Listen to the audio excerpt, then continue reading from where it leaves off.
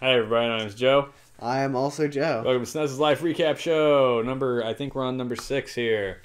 So this week we are recapping the 5 games we played. Super Baseball Simulator 1.000, which I originally said was 1,000, but then you're like, I think that's supposed to be a decimal, which makes a lot of sense in terms of it being a totally weird game.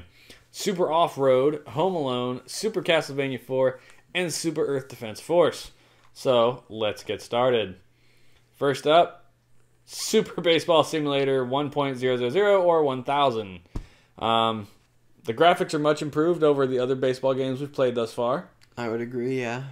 I super enjoyed that right there. I really like the animation, but in the idea of the super abilities, it put too much variable, I guess, for me to enjoy it. I don't know. I think the super abilities are what makes it. Try to look forward. I know it's hard, isn't it? Yeah. I really like the superpowers. That's just me. Otherwise, the fielding is just as hard as the other baseball games we played. The controls are just as kind of goofy. I like that part right there where the baseball bat flies off.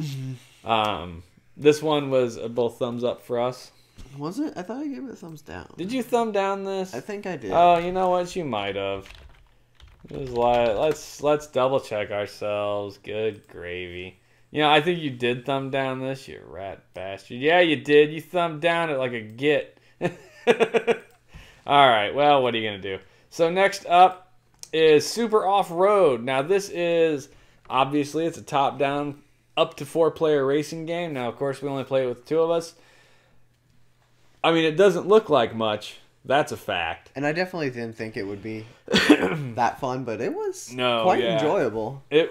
This game looked garbage from the get-go. Neither of us expected to get any enjoyment out of this, and it was a big surprise hit.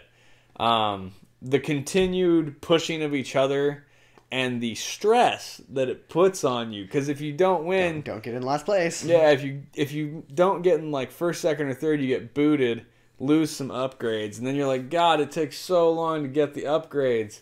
And the computer's just brutal. They start with like 1,000 nitros. There's like doo-doo-doo-doo-doo-doo, all the way gone.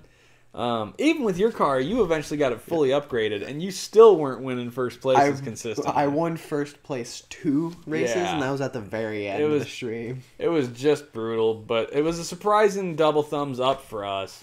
So that is Super Off-Road. Next up, the only game currently rivaling Draken. Home Alone.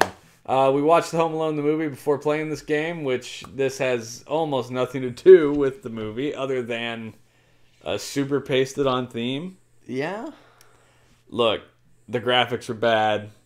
The gameplay was bad. It's chunky. It's bad.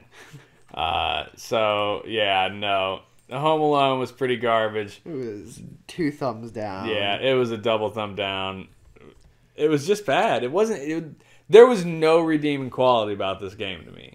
The levels are basically the exact same, every level, except for kind of the enemies it throws at you. But it's the same, like 2 floors of the house and then the basement. Like, it just no thought went into it to me. It's clearly something I think they did just as a cash grab from the Home Alone movie franchise. Next up, Super Castlevania 4, technically. So this is basically the original Castlevania just popped up into Super Nintendo graphics era. They added a lot to it. The multi-directional whip swing, the whip rings where you could swing around on them. Just a solid platformer. I did really enjoy this. It wasn't my first time playing a Castlevania game, but it was, I guess, technically my first time because I never actually played all the way through the first one I played. Yeah. But I quite enjoyed this. I gave it a thumbs up. Yeah. You gave it a thumbs up. It's just a super solid platformer. The graphics are good. The gameplay is good. The music is good. Yeah. Yeah. It was a super good game. Definitely 2 thumbs up from us on Super Castlevania. Final up, Super Earth Defense Force. Horizontal side-scrolling shmup. Yep. I didn't play it. You were not here for that. No, that was, you and your friend Josh took this one. Yep, that was me and Josh. And so I was talking to you about it, and you did tell me you had little orbity guys. Yep. So that's kind of neat. But tell us about this game. So, like we said, it is a side-scrolling shoot 'em up. you only had, I think, 3 continues. Yeah. But this was the best part about it here. You got to choose what type of weapon you wanted. Yeah. And it would keep your level from the past. Level being how powerful your gun is, because your gun levels up, and no matter what type of weapon you have, it keeps the level of your gun. But we figured out homing was the best because you don't have to actually be skilled; you just sit there and it shoots for you, basically. Fair enough. I like the fact that it gives you the option at least. Like, yeah, that's always my favorite among the shmups is when you get to choose some stuff. So, what I don't know. Gameplay's good. Yeah, Graphics there was a lot of good. slowdown, but other than that, the game was pretty decent. It had different music for each level, and it had different boss music for each boss. Always a bonus.